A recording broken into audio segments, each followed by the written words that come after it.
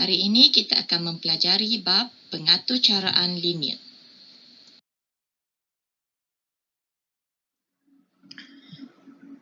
Tujuh poin dua, aplikasi pengaturcaraan linear.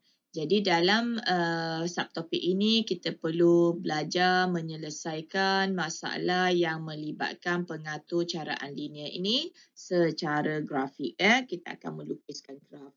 Jadi langkah pertama apabila kita membaca situasi, kita kena kenal pasti apakah kekangan yang wujud. Okey, kita kena kenal pasti kekangan yang wujud.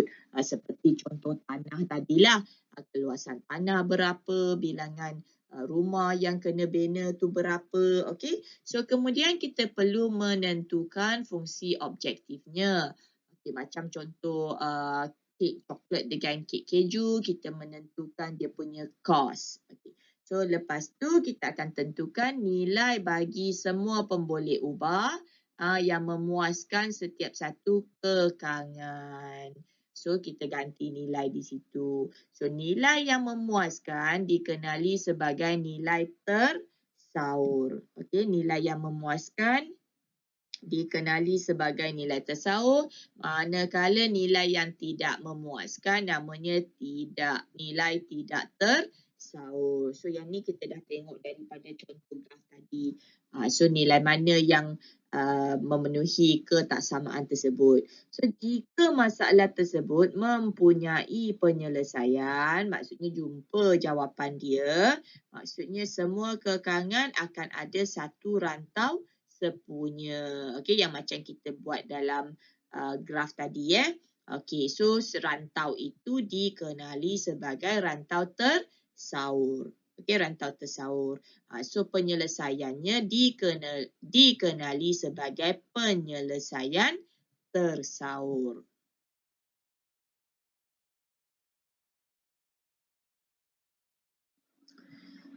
Contoh 5. Ini adalah satu contoh soalan 10 markah. Okey, soalan dari A sampai Z.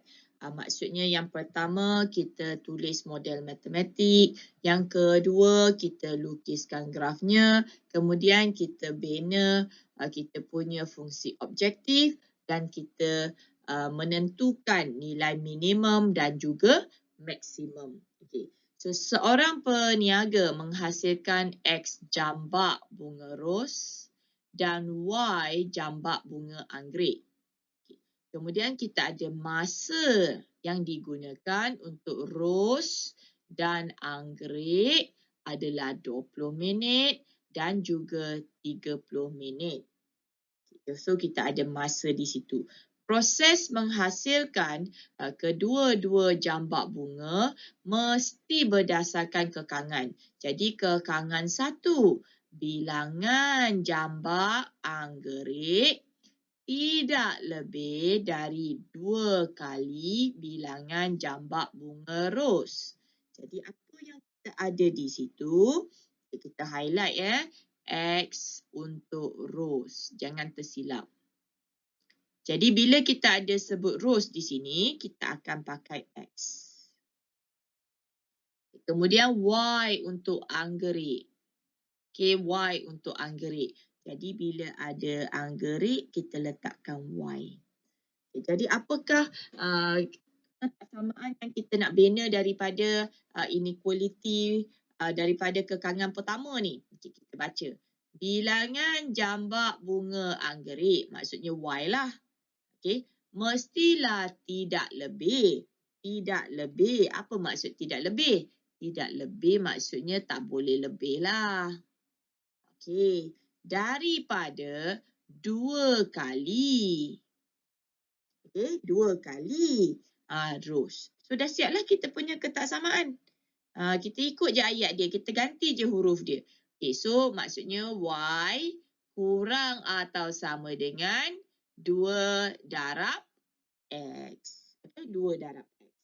Jadi kita tengok yang kedua ni pula. Dia kata bilangan bunga anggerik mestilah sekurang-kurangnya 1/4 daripada ros. Sekali lagi, Kita isi kita punya kita punya huruf-huruf kan. Anggerik ni huruf apa? Anggerik ni huruf Y. Okay. Sekurang-kurangnya maksudnya apa minimum lah kan. Jadi kena lebih besar. So 1/4 lah. Adalah 1/4 tu kan. Daripada darab. Okey, sekolah rendah lagi dah belajar. Bunga ros. X. Bunga ros. X. Jadi apa yang kita ada di situ? Kita ada apa? Y lebih besar atau sama dengan 1/4 darab X. So sebenarnya bila kita baca kekangan tu, kita dah siap yang pertama ni. Okey, kita dah siap yang pertama ni. Kita dah menuliskan ketaksamaan bagi kekangan 1 dan juga kekangan 2. Okay, nanti kita tengok pada page sebelahnya. Kekangan ketiga. Kekangan ketiga garisan ini. Okey, kekangan ketiga garisan ini. Dia nak suruh kita tulis pula kekangan. Nak tulis kekangan maksudnya tulis apa? Nak tulis kekangan maksudnya kena tulis straight line equation.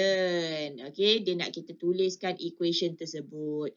Macam mana kita nak tulis equation kita pakailah kita punya konsep Y sama dengan MX tambah C.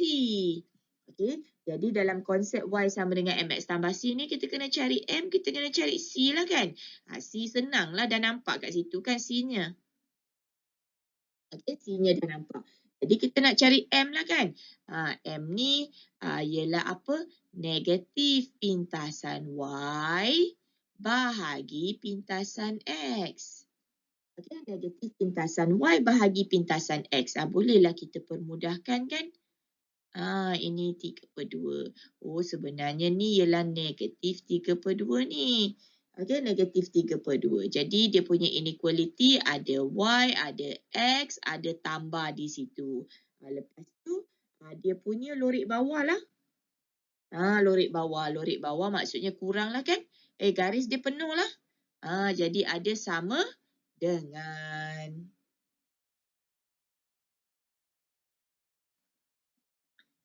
Kekangan 1 kita dah cari, kekangan 2 kita dah cari, equation yang ketiga pun kita dah cari. Jadi kita dapat equation yang ini tadi bila kita darabkan. Okey, so ini adalah mewakili masa penyediaan. Okey, masa penyediaan. Kita perlu tulis kekangan tersebut dalam perkataan. Graf kita minit jadi ini adalah minit. Jadi bila kita baca di sini, ini ialah jumlah masa penyediaan. Inilah jumlah masa penyediaan adalah tadi kita lorik di belah bawah kan, kurang atau sama dengan. Okey, kurang atau sama dengan. Jadi sekurang-kurangnya 120 minit. Okey, 120 minit ni kita kalau nak tulis dalam jam, dia adalah 2 jam. Okey, 2 jam. Alright, seterusnya kita perlu bina dan lorikkan rantau yang memenuhi ketiga-tiga kekangan. So kita kena lukis graf lah. Maksudnya ini dan yang kedua dan yang ketiga kita akan lukis dalam suatu paksi yang sama. Okay, dalam suatu paksi yang sama. Jadi ini adalah grafnya. Okay, ini adalah grafnya. So, ini ialah cara kita melukiskan graf. So, anda dah belajar macam mana nak tulis equation tersebut. Okay. So, seterusnya lagi. Okay, bilangan minimum. Okay, jambak bunga anggerik jika ros adalah 30. Maksudnya apa?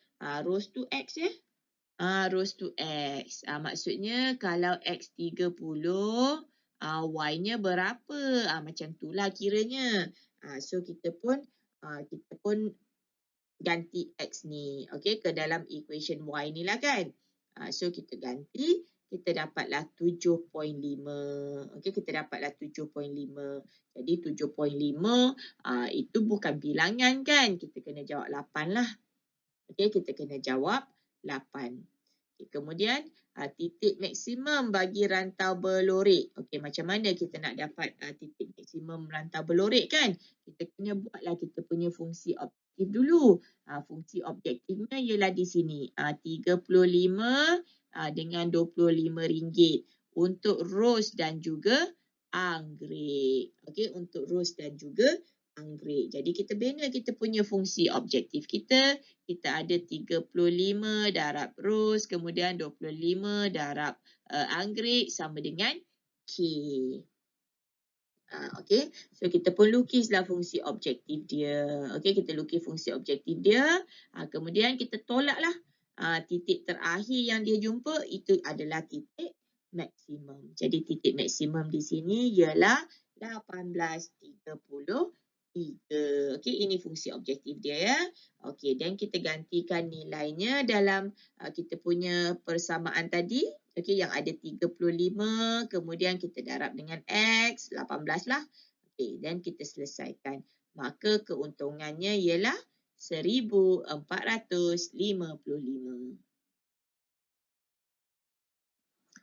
Contoh 6, sebuah sekolah ingin membeli dua jenis meja, meja P dan meja Q untuk diletak di makmal komputer. Jadi kita buat bentuk jadual ya. Kita ada meja P, kita ada meja Q. So harga ialah 200 dengan 100. Maka kita boleh isi 200, 100. Okay. Kemudian luasnya. Okay, luas meja P ialah 1. Okay, luas meja Q ialah 2. Kemudian sekolah membeli X buah meja P. Ini bilangan lah ya. Dan Y buah meja Q. Jadi kita nak cari ketaksamaan yang memenuhi kekangan jumlah luas tidak kurang dari 30. Okay, apakah maksud jumlah luas? Jumlah luas maksudnya kita tengok luas. So 1 darab X. Okay, kemudian 2 darab Y. Kemudian kita tambah. Itu ialah jumlah luas. Okay, itu ialah jumlah luas. So daripada jumlah luas ni kita ada X tambah 2Y. Okay, lepas tu dia kata tidak kurang. Tidak kurang maksudnya kena lebih lah. Okay, tidak kurang. Tidak kurang. Jadi kena lebih. Okay, ataupun ngam-ngam pun boleh lah. Janji tak kurang. Okay, janji tak kurang. So 30. Okay, 30. Kemudian dia kata jumlah wang ialah 6,000. So tak boleh spend lebih dari 6,000. 6,000 je ada. Okay, jadi bila jumlah wang kita tengok harga lah kan. 200 darab X buah.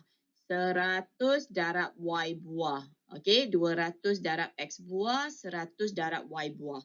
Maka kita dapat apa? Kita dapat 200X campur dengan 100Y. Duit ada 6,000 je. Kena kurang lah. Pakai 6,000 pun boleh. Jadi ada equal.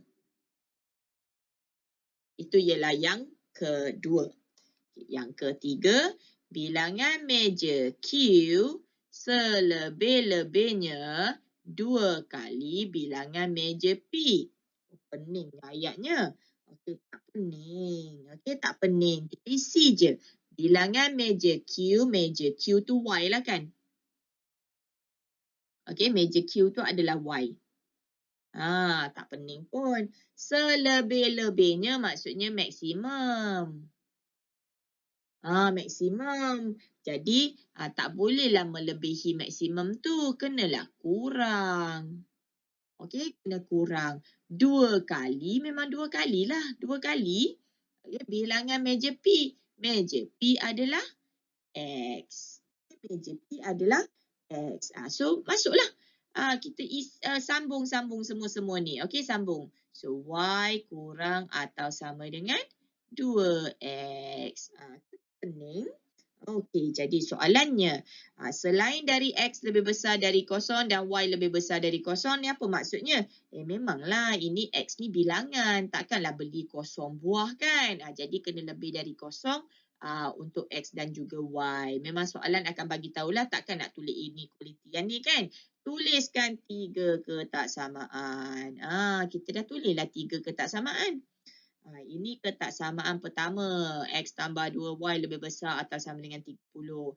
200X tambah 100Y kurang atau sama dengan 6,000. Yang kedua, Y kurang atau sama dengan 2X. Yang ketiga, 1, 2, 3 markah. Okey, 3 markah. So, dengan menggunakan skala 2cm 10 buah meja pada paksi X dan Y, kita kena bina dan lorek rantau R. Okey, rantau tersaur yang memuaskan semua ketaksamaan. Maksudnya kita kena lukis satu graf. Dalam graf itu ada garisan ini, garisan ini, garisan ini. Kemudian kita kena lorek rantaunya. Lebih besar di atas, lebih kecil di bawah. Okay. Siap-siap lukis. Kita kena jawab pula soalan ni. Julat meja P jika Q ialah 10. Okey, so macam mana nak jawab tu? Q tu Y. Okey, maksud soalan ialah cari nilai X apabila Y adalah 10. Okey, oleh kerana kita deal dengan rantau, jadi nanti kamu akan nampak ada X maksimum dan juga ada X minimum. Sebab tu dia kata julat. Seterusnya lagi, bilangan maksimum murid yang boleh guna meja jika meja P boleh tampung 4 orang, kemudian meja Q boleh tampung 8 orang. Situ dah ada kita punya objective function. Okey, sentiasa ingat P ni X Okey, Q ni Y. Sentiasa label siap-siap. Jadi kita ada 4X, okey, tambah 8Y sama dengan K. So, sekali lagi, apakah nilai K? 32 boleh. Okey, gandaan ni kan. 8 kali 4, 32. Nak guna 64? Boleh. Nak guna 128? Boleh. Nak guna 320? Boleh. Asalkan dia adalah gandaan. Pilihlah nombor yang bersesuaian supaya kita boleh lukis dalam graf. Okey, yang penting kita lukis dalam graf. Okey, kekangan 1, check. Okey, kekangan kedua, check. Okey, kalau lihat kekangan kedua ni, sebenarnya nombor ni besar sangat ni. Payah nak lukis dia punya graf. Jadi, kita bolehlah kecilkan. Okey, kecilkan. Divide by 100 Divide by 100. Sebenarnya bila kita bina ketaksamaan, eloklah bina dalam yang termudah. Jadi, ini inequality kedua. Okey, jadi ini inequality ketiga. Jadi ketiga ketaksamaan adalah seperti berikut. X tambah 2Y lebih besar atau sama dengan 30. 2X tambah Y kurang atau sama dengan 60. Y kurang atau sama dengan 2X. Maka kita akan melukiskan grafnya. Nanti kita akan melukiskan grafnya. Jadi ini adalah grafnya. Baik, kita akan tengok, ulang kaji balik kaedah kita nak lukis graf. Kita sediakan paksi X, kita sediakan paksi Y. Kemudian kita label paksi X dan Y. Kita labelkan nilai-nilai yang dikehendaki. Dalam soalan ini, dia minta kita buat 2cm 10 unit pada kedua-dua paksi. Jadi kita ada 10, 20, 30 dan seterusnya. Baik, kita label juga untuk paksi Y sehingga ke maksimumnya. Okey, kita maksimumkan sahaja kertas graf tu, tak ada masalah. Dan graf ini kita hanya ada X positif dan Y positif kerana kedua-duanya mewakili bilangan. Okey, jadi kita akan tengok line yang pertama. Okey, line pertama yang kita nak lukis. Okey, apakah line-nya? Dan kita buatlah jadual nilai kan. Kita buat jadual nilai. Jadi bila kita buat jadual nilai, ini ialah garisan Y sama dengan MX tambah C. Maksudnya dia ada kecerunan tertentu. Lepas tu yang pentingnya dia ada lalu pintasan Y. Okay, jadi cara mudah nak lukis adalah kita letak X kosong. Bila X kosong, kita ganti X kosong, kita dapati Y-nya 60. Lepas tu, kita buat pula Y kosong. Lepas tu kita ganti Y ni kosong, kita dapatkan X dia. Maka kita dapat dua koordinat pintasan di situ. Jadi bila nak lukilah pintasan kan. Pintasan sini ni 60. Okay, ni 30. Jadi kita lukislah 60 dengan 30 tu kan. Okay. So kemudian kita tengok yang ni pula yang kedua. So Y sama dengan 2X. Y sama dengan 2X ni tak ada pintasan tau. Bila tak ada pintasan, tak sesuai lah buat kosong-kosong macam ni. Sebab dia akan kosong semua. Jadi tak apa, kita buat kosong-kosong lah. Itu yang tak ada pintasan yang pertama. Lepas tu kita pilih mana-mana X yang ada dalam ni. Kalau boleh ambil yang jauh sikit lah. Janganlah dekat-dekat sangat kan. Susah nak lukis kan. Sebab kita kosong-kosong. Lepas tu kalau dekat macam ni nanti takut garisan tu sengit. Bolehlah pilih 30. Bila X 30, Y 60. Okay. So yang ketiganya kita ada line yang ini. Kita buat juga jadual. Line ni ada pintasan juga kan. Jadi kita boleh buat X kosong. Kita ganti X kosong. Kita buat Y 15.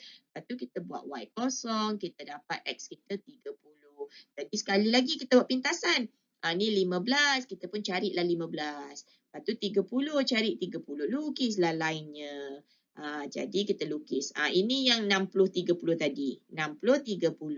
Okay. Lepas tu kita lukis yang kedua ni. Kita lukis koordinat ni kan. Label jangan lupa label. Kita lukis yang kedua ni. Okay, ini ialah yang kedua tadi kan. Yang Y sama dengan 2X. Lepas tu kita lukis yang 0, 15 dengan 30 ni kan. 15, 30. Senang je. 15, 30. Label lah.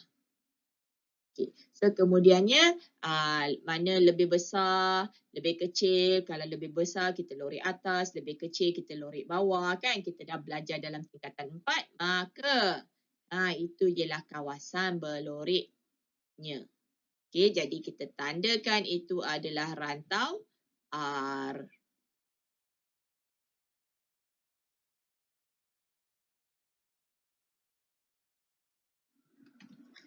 Okay, jadi diberi bilangan meja Q ialah 10. Diberi bilangan meja Q ialah 10. Jadi apa yang kita buat di sini? Kita tengoklah bila Q10 ni. Nampak tak? Ini ialah Q10 kan? Ini ialah Q10. Q tu ialah Y kan? Q tu ialah Y. So, bila Y10 ni, berapa dia punya X-nya? Kita baca dari graf ni. Berapa dia punya X paling kecil? Berapa dia punya X paling besar kan? Kita pun buatlah line putus-putus bagi nampak senang nak baca. Yang maksimumnya berapa? Okay, dan kita baca. Jadi, bila kita tengok, bila Y10, X paling kecilnya adalah 10. Paling besarnya adalah 25. Kita memang directly baca daripada graf. Okay. Provided graf kita dilukis dengan betul. Okay, jadi julatnya adalah antara 10 hingga 25. Okay. So, kemudian kita nak kira apa ni bilangan maksimum murid yang boleh masuk kan. Tadi kita dah ada kita punya objective function. Kemudian kita ambil 32 kan. Dah tunjuk tadi. Jadi kita lukislah line-nya. Ni line dia. Okay, ini line dia. So, bila kita tolak line ni pergi ke bucu pertama, kedua, ketiga, kita dapati yang 15 mana ni? Yang 15 ni. Ni maksimum dia. Okay, itu adalah titik tertingginya. Sini ya. Ini titik tertingginya 15, 30. Okay, titik last yang dia jumpa. Titik last yang dia jumpa. So, titik maksimum lah. Kenapa kita cari titik last? Sebab kita nak maksimum. Okay, kalau minimum kita ambil titik first. Jadi, boleh 15 buah meja. Okay, untuk yang X ni. Kemudian 30 ni untuk Y. Jadi kita gantikan nilai dia kan. Kita ganti X 15. Kita ganti Y 30. Kita hitunglah. So kita dapat 300 orang. Sekian sahaja untuk bab ini. Terima kasih.